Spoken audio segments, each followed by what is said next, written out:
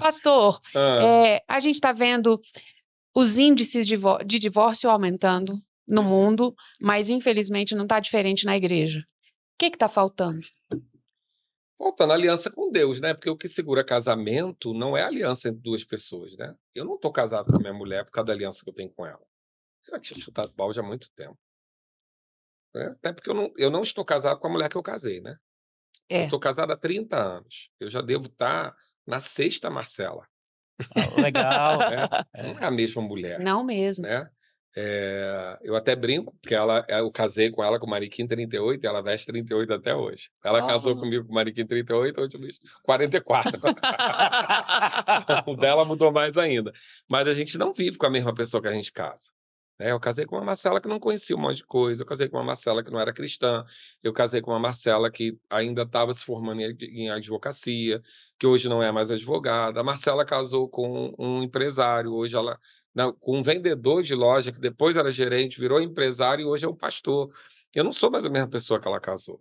Então, a aliança que eu fiz com ela, hoje talvez não se mantivesse.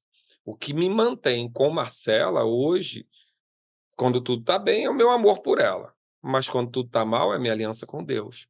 Porque eu estou casado com a filha dele, né? Então, é fácil para mim dizer, eu não quero mais você, mas agora eu vou explicar para o meu sogro. Então, o que sustenta um casamento não é a aliança entre duas pessoas. O que sustenta um casamento é uma aliança que você tem com o pai da noiva, ou com o pai do noivo. É uma aliança que eu tenho na vertical. Isso é que me sustenta. Então, no dia bom, eu estou bom porque eu estou bem, eu estou junto porque está bem. Mas no dia mal, eu estou junto porque eu tenho um compromisso com Deus. Então, eu creio que isso, tanto fora quanto dentro, a gente vai voltar para uma missão, é a leviandade que as coisas são tratadas hoje em dia, né? Porque se vende o amor eros, né? O amor eros, ele não sustenta tanto. O mundo fala muito sobre o mundo e as igrejas, sobre regar o amor, né? Mas o amor que precisa ser regado é o eros. Esse precisa ser regado, né? É. Tem que estar cheiroso, tem que estar bem cuidado, tem que Uhum. se fazer interessante, tem que conquistar todo dia, tem que evitar o excesso de familiaridade, né? Porque marido e mulher não são irmãos, não são parentes, tem que ter conquista, né? Uhum. Eu costumo brincar lá para deixar todo mundo bem chocado. Eu falo, a minha mulher nunca me viu sentar no vaso sanitário, nem vai ver. Porque o George Clooney não senta na televisão, o Brad Pitt não senta, porque ele não vai me ver. O Tom Não, Cruise, né? Tom Cruise não senta. Quem já viu Missão Impossível com ele Não. sentado no vaso, nunca viu. Não combina. A gente tá no caminho certo. Então, por que a minha mulher precisa ter essa visão do inferno? Né? Que eu falo, na dúvida, tire uma selfie. Por que ela precisa ter essa visão? Não, ela é minha mulher, não é minha irmã. Talvez eu com a minha irmã, minha mãe, eu fosse no banheiro junto. Mas eu não vou com a minha esposa. Por quê? Porque de noite eu quero conquistá-la. Eu quero que ela me veja como alguém interessante. Uhum. Então, essa conquista do amor eros, ele tem que ser regado, tem que ser regado. O amor filéu de companheirismo precisa acontecer também, mas ele é mais natural do convívio, né? O pertencimento, né, também é um amor importante. O ágape que sustenta tudo isso. Então, hoje, as pessoas confundem muitas coisas, porque às vezes o amor ágape, o amor filéu, né, que é o amor de Uhum. companheirismo, ele fica tão grande que você perde o eros. Porque a gente não é casado com o nosso melhor amigo. É. Nossa mulher pode ser nossa melhor amiga, mas eu não casei com ela para minha melhor amiga. Uhum. Né? Eu Isso. tenho amigos, É. né? Então, não é, a minha carência maior não é essa. Então, às vezes o filéu atrapalha o eros, às vezes o pertencimento gera descanso, às vezes o fato de ser cristão pensa que tudo está resolvido, né? Isso. É muito comum o homem cristão ter um discurso, né, que eu geralmente desconstruo, que é um discurso de, pastor, mas eu não bebo, não fumo, nunca toquei a mão nela. Eu falei, então você não faz mais que obrigação, né? Até agora você está no 0 a 0. Você só não está no débito.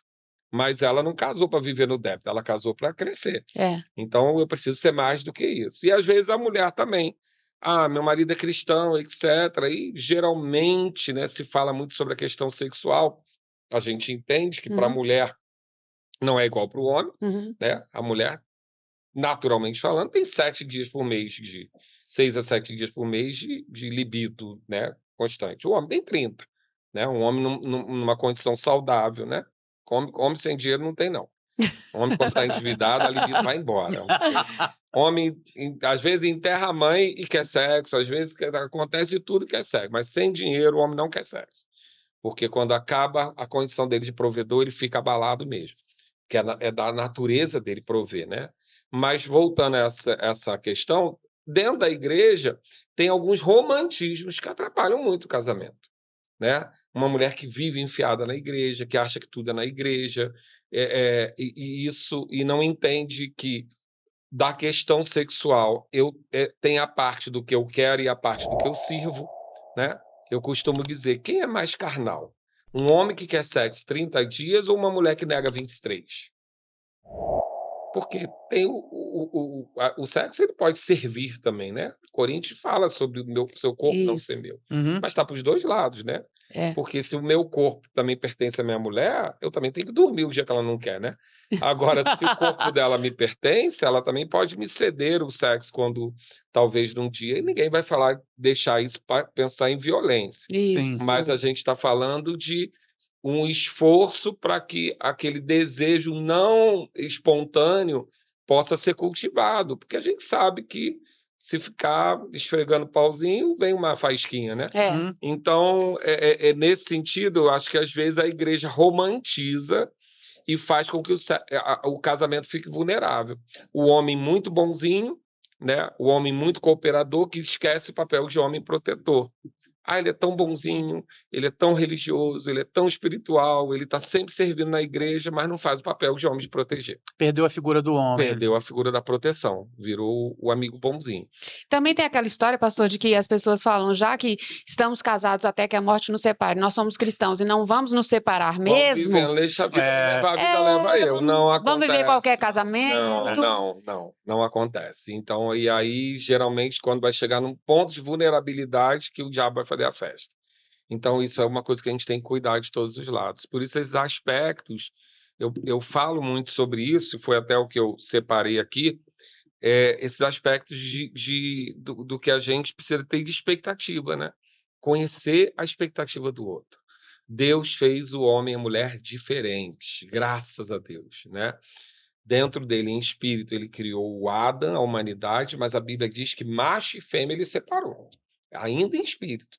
Depois, no corpo, ele soprou a humanidade e uma parte ele separou a fêmea. Uhum. Então, somos diferentes. Corpo, espírito, alma, a gente tem o mesmo espírito, a semelhança de Deus, mas dentro ainda do espírito já havia a alma diferente. O corpo seria feito diferente. Então, nós somos diferentes, com expectativas diferentes, necessidades diferentes. E quando nós pensamos que somos iguais, a gente atrapalha tudo. Um homem que não entende que a mulher precisa ser protegida, inclusive da família dele, que deixa a mulher resolver com a sogra, esse homem está vulnerável no casamento. Um homem que não provê, um homem que não sai para a caça, eu tenho muito cuidado, eu não estou falando de doutrina nem de regra aqui, uma percepção. O home office masculino. O home office masculino eu não vi dar certo até agora. Porque mulher detesta homem dentro de casa. Homem tem que sair para caçar. Tem que... E homem também detesta ficar em casa. Então, tem homens que têm disciplina, que conseguem acordar, trocar de roupa e entrar num cômodo de trabalho. Eu conheço pessoas disciplinadas, mas a grande maioria começa a engordar, ficar de bermuda dentro de casa, né? Às vezes só bota a camisa social aqui, fica de... Aí, esse tipo de coisa vai perdendo a admiração do provedor. E aí é uma bola de neve. Então, a gente tem muitos aspectos que a gente precisa considerar que são diferentes um do outro e que, às vezes, na igreja é camuflado. A igreja camufla muita coisa, né? A igreja camufla sexualidade, a igreja camufla muita coisa, porque todo mundo é bonzinho. Exatamente. Todo mundo veste uma capa de espiritualidade e fica todo mundo bonzinho.